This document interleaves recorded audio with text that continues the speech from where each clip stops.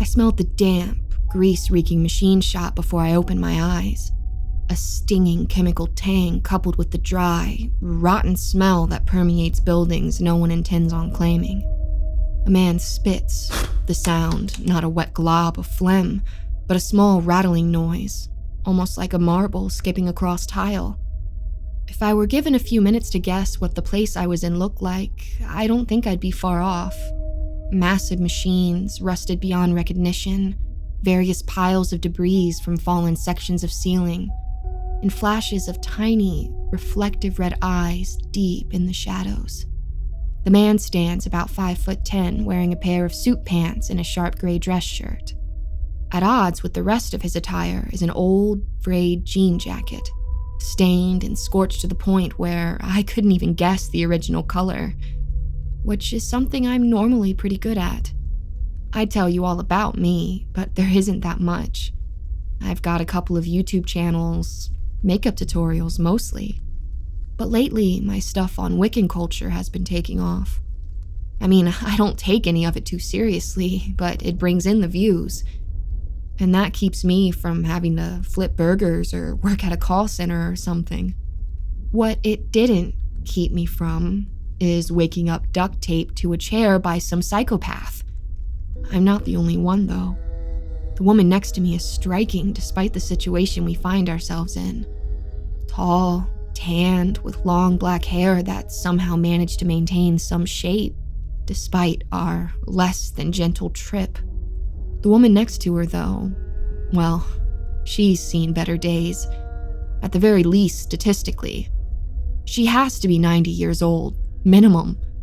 Wisps of gray hair attempt to escape the confines of a faded but well-kept headscarf. I couldn't tell you the country, but she has a heavy, old European woman vibe.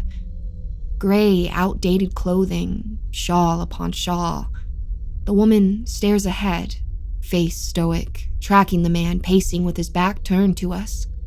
The man spits again, another sound of something small and hard skipping across the old industrial cement. So, ladies, I bet you are all wondering why you are here. Well, I'm a little short on time, so I'll give you the gist of it, and we'll figure out the rest along the way. You see, once upon a time, I ran afoul of some miserable old woman. Won't say that none of it was my fault, but I will say plenty of it was hers. Well, this miserable old ditch pig, she gave me something. The man pauses, spits, with that same rattling noise, and begins to turn towards us. I thought it was a gift, but none of us would be here unless it was a curse, now would we? 2 of you women are unlucky. Wrong place, wrong time. 1 of you, though. You were cut from the same cloth as that old bag from 3 decades ago. And I need you to take the sack of shit one of your sisters gave me to hold. I don't care what you do with it after that, but my time with this burden is over. Tonight. The man faces us. Short black hair, a scruffy beard. He has to be nearly 40. And the look in his eyes is spaced out and frantic all at the same time. He spits on the ground in front of us. Something pointed and white, covered in blood, skids to an erratic stop. A tooth. The man dabs a spot of blood from the corner of his mouth before continuing. I don't know which one of you I'm looking for, but I intend to find out. And let's just say, I intend to leave no rock unturned. Harsh white light illuminates a massive steel chest. Tiered drawers open, exposing a variety of tools. Knives and weapons I recognize, along with dozens of strange objects I don't even want to guess the function of. My heart starts fluttering, the reality of the situation dawning on me. I struggle against the duct tape bonding me to the chair, but it doesn't budge. I only succeed in causing it to stretch and tighten. The real witch. She'd be doing everyone a big favor by just telling me now. I'm no psycho, ladies. Once I've lightened my load here, all 3 of you are free to go. But until one of you little birdies start chirping, I'm going to cut, I'm going to burn, I'm going to crush, I'm going to go through every toy in my toy box, figuring out what I need to know. The man is inches away from my face, a grin spreading up one side of his face before he spits a blood-covered tooth into my lap. You're insane! My remark causes an instant rage in the man. Before I can react, he's holding a long black blade knife against my right cheek. No, he's just an asshole. Crazy happens, you gotta be born an asshole. The old woman says. Her voice a 3-pack-a-day smoker's growl. At first, I was proud of the old woman, her defiance and almost palpable feeling in the cold warehouse. But then I felt sorry for her, and responsible for the horrors the man in the jean jacket started to inflict upon her. I thought the first punch would have killed her. I'm no expert, but it didn't look like the man was holding anything back. It didn't, but it turned her face into a mangled funhouse horror, clotted blood and broken bone obscuring any semblance of facial features. I can't say she stayed silent as the man brought out a thin set of scalpels and began to cut strange designs into her. She howled through shattered teeth, but she stayed defiant, schooling all of us in a century's worth of insults covering topics ranging from the man's family to his Johnson. By the time the man stopped flaying and tearing at the woman, she was alive, but just barely. Biology shutting down even her verbal resistance. The man looks disappointed, like a poker player losing a sure bet. I don't know how long it's been. Minutes, maybe an hour. But the floor is now littered with a few dozen of the man's teeth, spat out like clockwork every few seconds. I was really thinking it was the old lady, if it walks like a duck and all that. But I guess you can't judge a book by its cover. He holds a small bottle, a clear fluid within sloshes about menacingly. Which? He repeats, pointing the bottle from myself to the woman sitting beside me. In an instant, the room turns cold enough to fog our breath. Shadows seem to deepen and extend, the dimensions of the room warp and twist. The man laughs, slapping one leg as he surveys the hellscape the warehouse is slowly turning into. There it is. One of you is getting a little scared. Or a little angry, maybe. Good news. That means we are getting somewhere. All of us are that much closer to going home. His tone is manic now, a harsh wind starting to blow through the warehouse, flapping his stiff, crusty jacket wildly.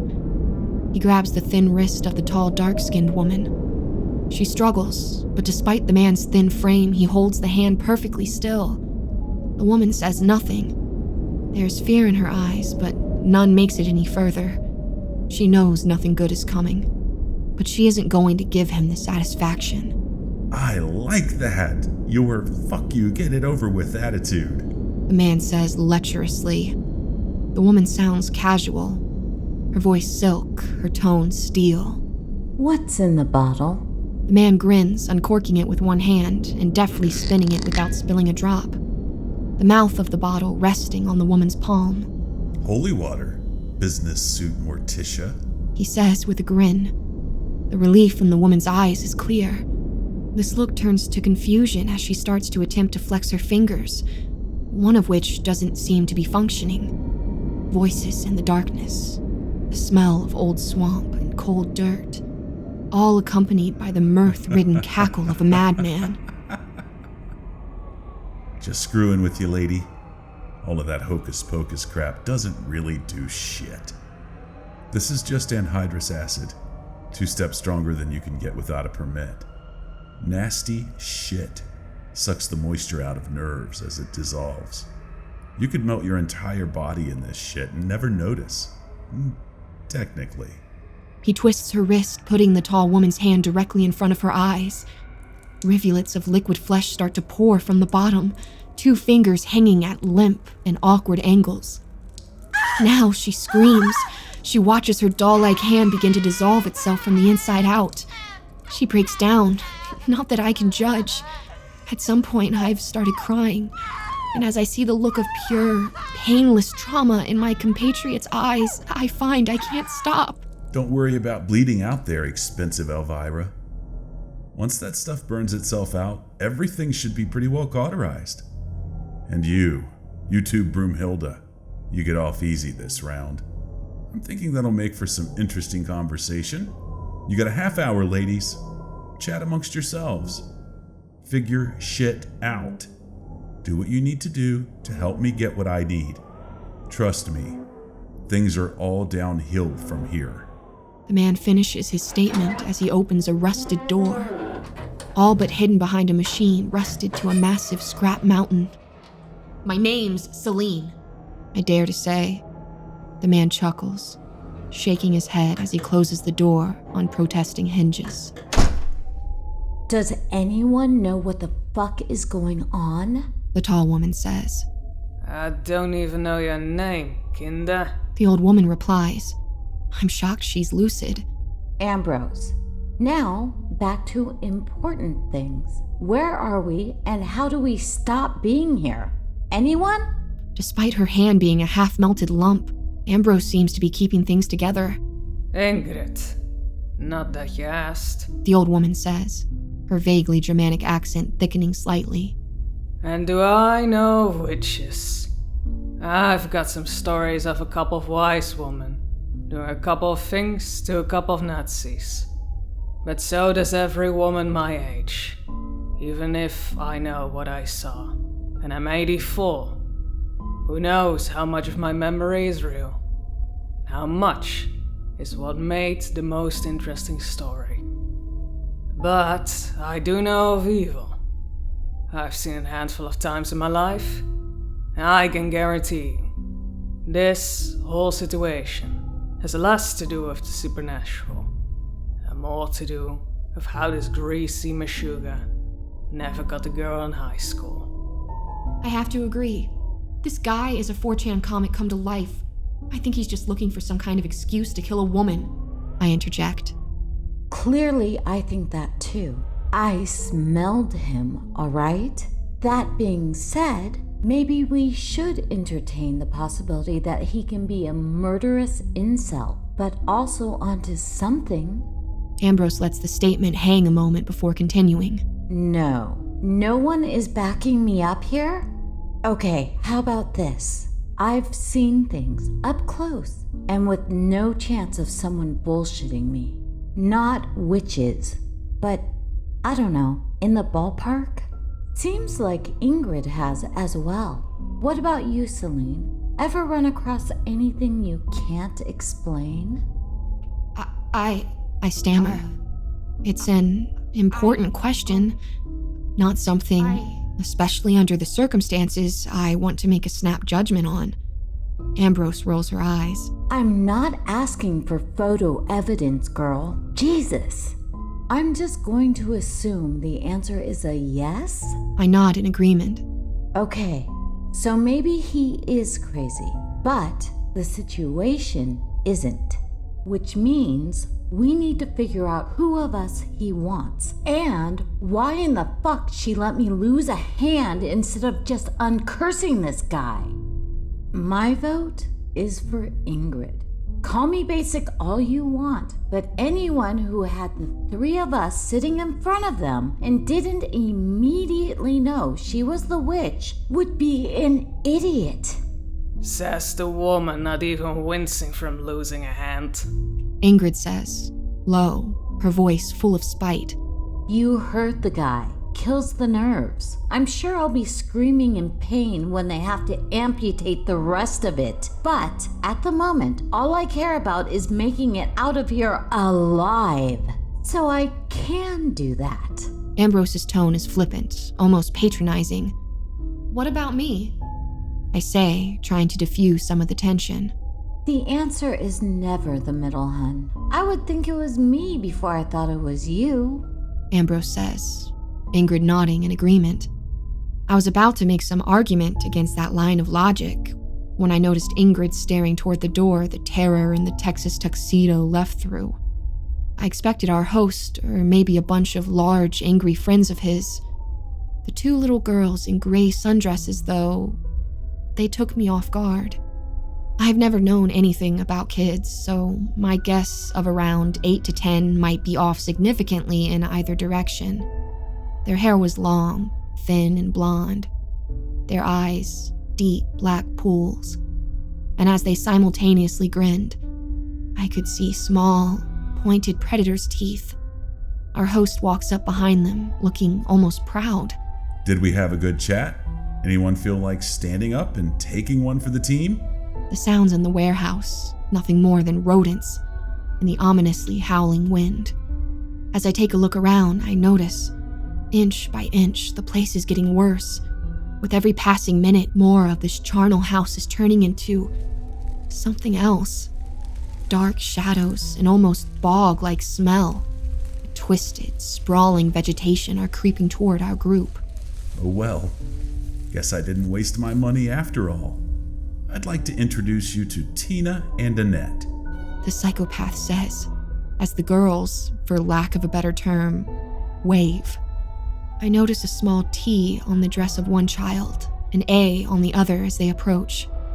My sister and I are really good at finding certain kinds of people. Tina starts. And Mr. Keller has given us a lot of money to figure out something for him. Annette finishes. Closer, the girls appear less human. Dull, almost leather-like skin, a little too much muscle, and an unnatural, halting, almost spider-like gait set the hairs on the back of my neck on end. Just shy of in unison, the girls look down our little line of victims. Judging, evaluating, doing whatever it is they do to try and find witches, I guess. Annette begins to walk over to me, dull, black eyes inspecting me as if I were a faulty engine. I think this one, she says to her sister. Tina looks unconvinced. Why? Her tone petulant. Not really a mark on her, yet the other two are already mutilated. Makes her seem like a good place to start at least. Annette grins as she steps onto my lap. Slowly, she lowers her face to mine, those deep, black orbs seeming to fill my vision. Strange fractal veins of white fade in, proving a stark contrast to the pitch of the rest of the child's eye. The glistening black and white orb begins to spin as I feel a sense of disassociation. My immediate surroundings become less tangible. I want you to take a moment and try to think of every bad thing you've done in your life. Take as long as you need. I don't care if you just took a week. I guarantee you didn't remember half of it.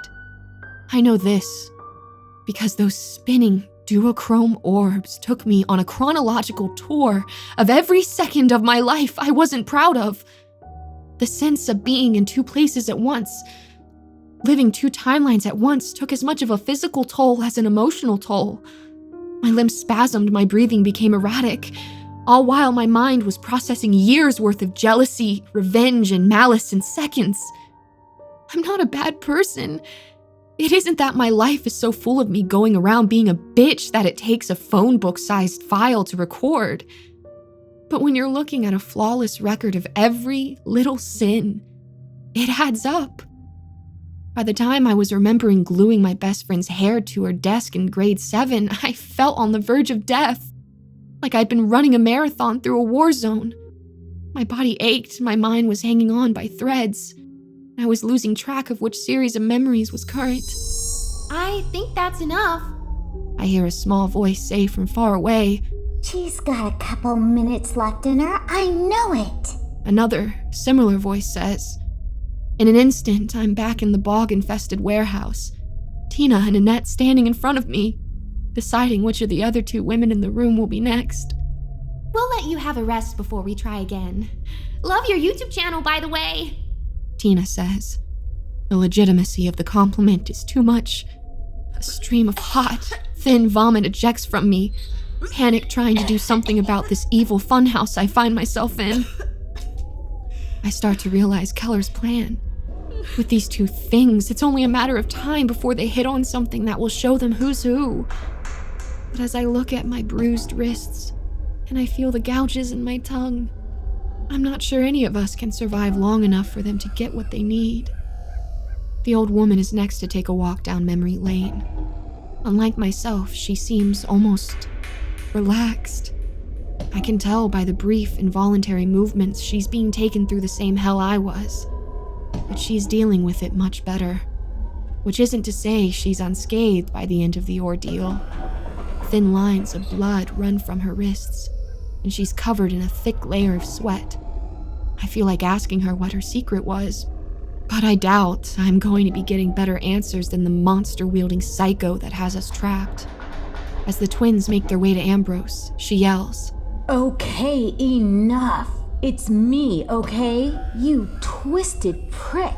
Just let the other two go, and I'll take your likely well-deserved curse. Keller smiles. I see anticipation and even fear in his eyes. Am I supposed to just take your word for it? The man laughs, then stares, deadly serious, waiting for a reply. When you could just have your little goblins there rip it from my head anyway? No, I've got proof. Besides, the hell swamp I'm making this place in case you decide to just start killing innocent women. You've got my phone. Open the back. There's going to be a very old SD card, not installed. Plug it in, give it a watch. Then come back and tell me I'm not the woman you're looking for.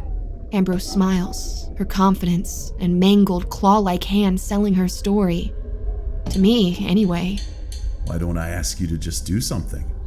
I'll cut those hands free and let you do any little cantrip you want.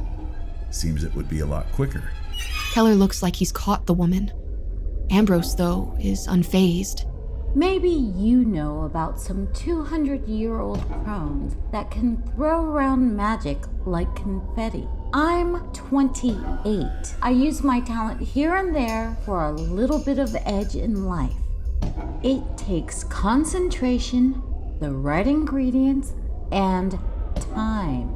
Unless you want to sit here for a couple days, go watch the video. The dismissive look she gives him is distilled charisma. And he does leave, taking the twins with him. As that rusted door closes, Ambrose looks to me, panicked. That card contained a video of me having a conversation with something that probably lives on the same fucked up street as those kids. That being said, I'm in no way a witch. I paid $20,000 to some spooky dude, and it worked out. I'm hoping it's enough to keep him intrigued for 45 minutes. But for all I know, I'm talking to a witch's mortal enemy. And he's gonna be out here in 5. We need to get out. There's a snapping noise. Ambrose and I look to Ingrid, one hand free, slowly unraveling the tape and knots from the other. When you go through 2 wars, you have a lot of bad things happening to you. I'm lucky. That schmuck is as inventive as he's handsome. One of you distract him. Whoever's making it, Boris Kavlov pig shit in here, keep it up, and I'll go get help. See how the bastard feels about a shout-out of the cops. Ingrid is focused, broken but unbowed. I can easily picture her on a battlefield. When Keller leaves the room, the door slams open. His face is a twisting mess of rage and confusion. He holds a massive revolver, and as he stomps over, his eyes are locked on me. But the muzzle of the huge firearm is pointed squarely at my face. Do something, or we get to see how much of a hole this thing makes in your friend's head. Keller says, on the verge of screaming. I can't breathe, or else when Ambrose replied with simply, "No," I would have gasped. He cocks the hammer. Not the time for games, princess. This shit is all on a schedule. Because the only thing worse than the hell I'm forced to live would be getting arrested, and then experimented on for the rest of my life. I've got about another hour where I can wrap all of this up nicely and disappear. You've got about a minute before I call your bluff. It'll take me another 40 years, but I'll get up the money to try this again. And no matter what tonight, At least I'll make the world better by removing a witch. Ingrid is gone. Keller is none the wiser. Me just chilling with that thing wasn't enough? I can hear the cracks in Ambrose's bluff, but she holds the man's stare. A witch could do that.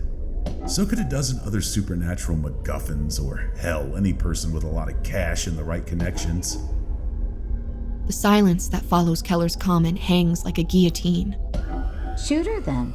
It's not gonna change the fact that I'm not a magic vending machine. I feel betrayed as Ambrose says this, but I can't really blame her. We need time. My heart sinks as his eyes travel from Ambrose's to mine. His breath is starting to come in shaking gasps, that wild-eyed mania leaving his eyes, replaced with panic and shame. I see his finger tightening on the trigger, knowing that once it crosses a certain point, everything is over for me. I feel no peace, not even anger, just disappointment. Keller throws the pistol into the unrelenting gloom almost all of the warehouse has become. He falls to the floor, crying, sitting there, and I see his eyes. Pink-colored tears come from what look like two eyes trying to occupy one socket. Twin lines of tears falling from each bulging orb. I can't do it. I thought I could, but I couldn't. Keller begins. Holy shit. What have I done? I've tortured people. I was going to kill a woman. He looks to us now, seeing us, not just as a witch and two pieces of leverage, but as people. He stammers apologies, knowing none will suffice. You know where all this started? A miserable old woman. She set her miserable old dog on a friend of mine when I was about 10. It was 1940, and like every kid my age, I had a pellet gun with me wherever I went. I wanted to shoot the thing in the ass, give it a lesson for giving my friend 6 stitches. I've never been a good shot though. Hit it in the eye, got infected, and that dog died slow. Vets in the 40s, they were basically butchers. Like an idiot, I confessed my crime, expecting a beating from the old woman, and one from my dad when I got home. But something about her had changed. She was understanding, nice, nothing like the mean old hag I'd known her as since as far back as I could remember. She became like a second grandmother to me, and even eventually let me in on her secret. Of course, she was a witch. Well, I wanted to go down that path as well. But it's a girls' club, in the strictest sense of the term. But one day, when I was 21, she asked me if you could have anything, any gift from the void, what would it be? Her tone was sad, not like she was offering a gift at all. I told her I wanted to live forever. She told me she could make it happen. Slowly over the course of 3 days, every bit of my body was made anew. Some parts faster than others, but twice a week, there's 150 pounds of body parts I have to throw out. If I don't take the time to do things like this. Keller reaches into his face, tearing an extra eye from its socket. He screams and grasps at his face before continuing, unhinged but his rage now facing inward. I turn into a non-functional lump of horror. The kicker is, the old lady, she didn't have some long plan to torture me. She legitimately had a change of heart, but that only came after she'd put the whammy on me the first time she saw what happened to the dog. Witches can't do things in half measures. Once they drag up their mojo to get something done, things just keep getting worse till it gets done. Keller composes himself somewhat and grabs a long hunting knife from his boot. He slowly uses it to cut one of my hands free, then gives me the knife. You two are free to go, and if you feel the need to put that knife into me a couple times, I won't stop you. It won't kill me, but it might make you feel better. I'm already through the bindings on my other hand and working on my legs as Keller backs away. I have Ambrose free, who seems ready to take the man up on his offer, as a crackling voice, seeming to come from random angles of a mire we are now in, booms out. It's clearly Ingrid, but with a dark power behind it. Well, why couldn't you have figured it all out a couple hours ago? It saved us all some trouble. Your story is sad, but the world is filled with sad stories. I smelled it the second I saw you. Whoever put that curse on you, she knew what she was doing. I probably can't kill you, can I? But I'm going to slowly tear you into a jar-sized pieces. And watch you go insane, trying to deal with being in a couple hundred places at once. And sorry, girls. This Putz, he wasn't smart enough to figure out who was the witch. He's right about one thing. Once we get the ball rolling, there's no stopping it. This place is going to be hell.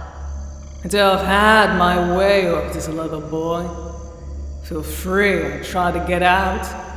I wouldn't get my hopes up. Where we are standing no longer resembles anything close to a machine shop. Off in the distance, I can see cement walls, doors, and windows, but everything in between is a freezing, slime-encrusted bog. Thin, feral cats with glowing purple eyes stalk the short, twisted trees. Eyes pop up from stagnant puddles, gleaming with an all-too-human intellect. Try and find a door, Keller says, producing an old claw hammer from his coat. I'll try and make things quick either way. Before jogging into the fetid tear and reality we find ourselves in. I can't say I feel a respect for the guy, but I do feel a bond, as sick and sad as that is. Whatever the situation was 10 minutes ago, things have changed in the most fundamental of ways. If I wanted to describe the journey through the bog step by step, we could sit here for weeks discussing every just south of reality sight I saw, or sound I might have heard. But that would lose the forest for the trees, so to speak. The place looked witch. It smelled witch. It sounded witch. No subtle 18th century Wiccan legends, nothing confirming the quotes of some heroic woman from 200 years ago burned as something she was not for being something she was. Just blunt, dollar store, rubber mask, flapping bats, and shadowy trees. Witch. Maybe you just laughed.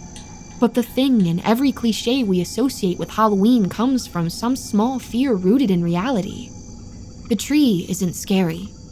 What hides in its shadow is the danger. The feral cats can't hurt you. But the things in the water they're fleeing from bear long teeth and make a noise much too similar to laughter. Ambrose and I crouch. We move slow, feeling along a far wall, looking for a door or window untouched by the murk and evil, neither willing to risk conversation, content in simply attracting no attention as we search. We are not as sneaky as we assume. Help! A thin voice screams. We know who it is. One of those things Keller was ordering to claw through our minds.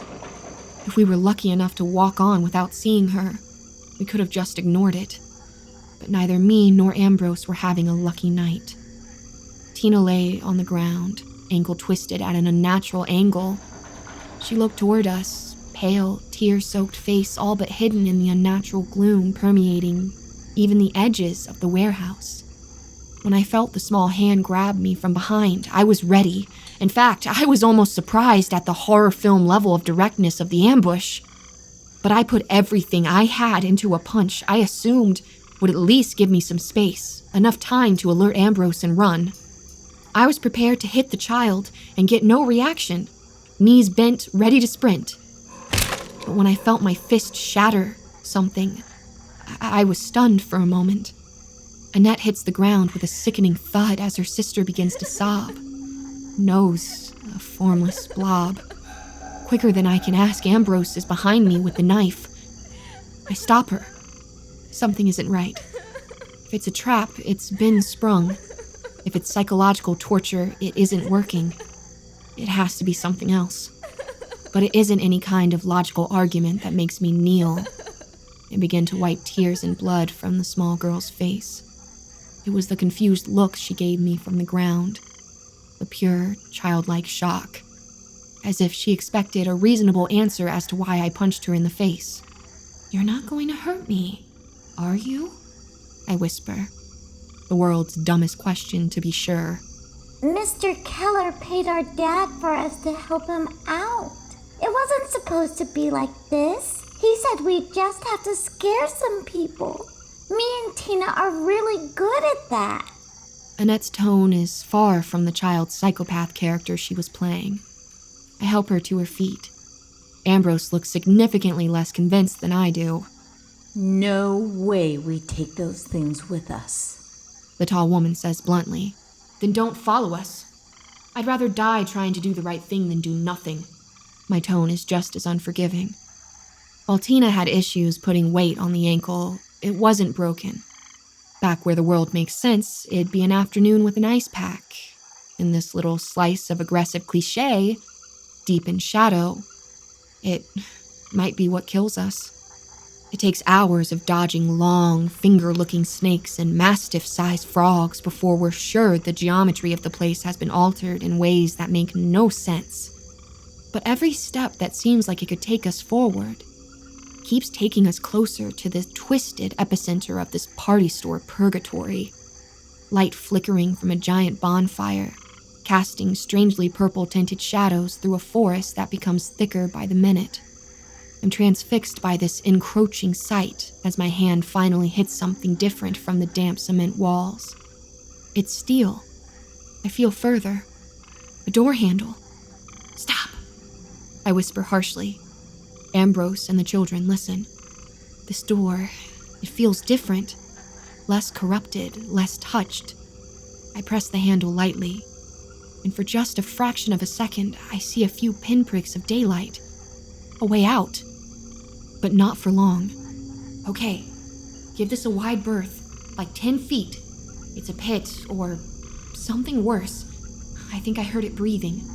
I lie, grabbing Ambrose's hand as she does the same, guiding the girls far away from the door. Our group traveling deeper towards sounds of struggle and violence. The light from the purple flames illuminates the witch in a sickening strobe. True to form, she is stirring some noxious fluid in a massive gray cauldron.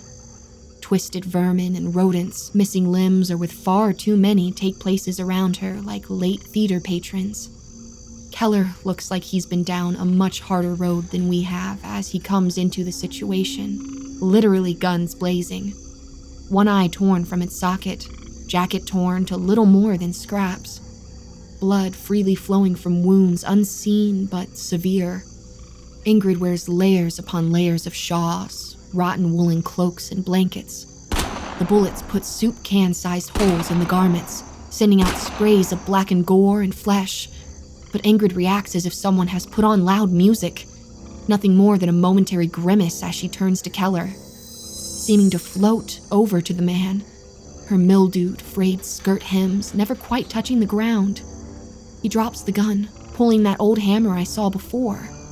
Does nothing to black the strike, but it hits with a brilliant flash of pure white light, throwing the crone back a dozen feet into a feral crouch, and leaving her with one side of her ancient bird-like chest caved in. Somehow, this doesn't kill the woman. In a display that makes me feel like an insect fighting a person, Ingrid commands the world around us. Trees form into a twisted, inverted crucifix. Vines, snakes, and roots twist together into gory, streaked tendrils, grabbing Keller, pinning him to the sacrilegious torture device with long, black spikes through his muscles. He screams, terror and pain competing for the right to be its primary cause. Ingrid turns towards us as the sodding round beneath our feet brings us to the old woman. Her face is nothing resembling human now, just a torn and deformed mess of hatred and a wrong old enough to bother God. Sorry about the dollar, General. She'd ghosts and hissing cats sing children. But I thought it'd be fitting for the little brat. No hard feelings about getting caught in the crossfire, I hope. Gray drool falls slowly from her twisted, toothless grin. You miserable old bitch. I've got 100K word I learned, and now's as good a time as any to say it. D is the last letter Ambrose says. I never found out if she had some kind of trick up her sleeve, or if she was just bluffing to get myself and the kids a little more time. Ingrid holds up her hand. Ambrose seems to be frozen. Not even a cold, fogged breath escapes her lips. Sorry, hon, but I'm gonna take that word from you. You wouldn't know what to do with it anyway. The old woman pulls her hand forward. Ambrose's lungs burst from her mouth, teeth and flesh hitting the ground. She has one brief second before she hits the ground, mangled and dead, where she realizes what happened. The girls are crying and fetal, locking her yellow bloodshot orbs with my eyes. She pulls back her clothing, revealing massive purpled wounds, thick, almost black blood dripping sluggishly from them. Go stir that pot. The foul old creature demands, as the trees above me move more with an almost insectile sentience. I realize I have no choice, and comply. I'm going to need some downtime for the next little while, after what a whiny boy did to me. I could do it myself, or I could have someone help me, which could make my life easier. You'll never be able to be one of my kind, but if you do what I tell you, how I tell you, you'll be able to draw forces most of the world would never think possible. So, if you keep stirring that soup, I do what I need to do. As time goes on, you get to stir more and more of my soups and become more than mortal. Or you try and stop me. I'm hurt, no doubt about it. If you had a nice gun, or sharp sword with a strong arm to swing it, you could stop me, be the hero of this story. But I don't think you have those two things, do you, child? The concoction I'm stirring is vile. The things I recognize make me gag. The things I don't scare the hell out of me. But the old woman is right. I don't have a gun or a sword. I don't even remember what happened to the knife. All of that seems so long ago. She stalks over to Keller as I stir. I see his hammer sitting on the ground. Neither of them see me pick it up. One hand still stirring the vile cauldron. Hands from every angle begin to flay the man's body, the way life has flayed his mind, taking the strip and organizing them in near piles as Ingrid mumbles something about good components. She's enthralled. Keller's overwhelmed. It would take nothing to walk over and end this situation. But I'm not here by accident. If Keller read the fine print to the deal he made, he would have seen he was going to find one witch, one innocent, and one person who will ruin his life. Fate has given me my own reasons for staying, for letting this sad prick take me here and put me through his screwed-up litmus test. And if I kill this woman with my own hands, it defeats my whole reason for being here. So I stir, waiting until I see one long black spike slide from Keller's arms. I don't scream. I simply say one word. The name of the woman who started all of this for Keller. I've been following this man for years longer than he knew of my existence, before he found the gee whiz witches persona I put out there as bait. It cuts through the pain. He sees the hammer spinning end over end and manages to work his brutalized arm well enough to catch it. He merely taps Ingrid's leg. The shriveled limb explodes, sending the old woman to the ground. He rips the spikes holding his legs out, falling to the ground in an inflamed, nearly skinless heap. I walk over, slowly, 2 dying people struggling out of nothing more than spite to see who can watch the life drain from the other's eyes. There is no hero in this story. On the ground are 2 bitter old people, chewed up and spit out by life, both willing to bring death and destruction to anything around them for the sake of revenge. And me? I'm not some poor girl who got caught up in all of this. I'm someone who knows one fact that most people don't. Witches are, for the most part, born.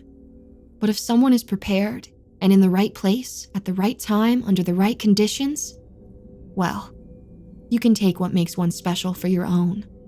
I wasn't able to live my life with this knowledge without at least trying to take advantage of it.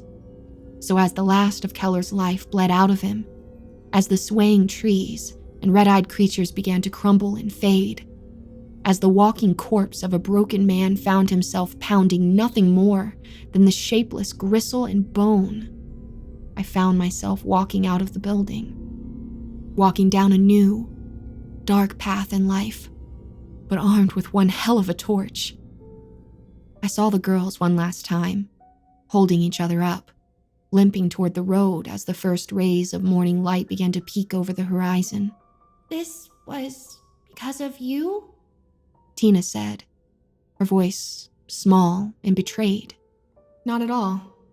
And if it were up to me, I wouldn't have brought kids, even interesting kids, into it. But I took advantage of the situation. Something you kids need to learn.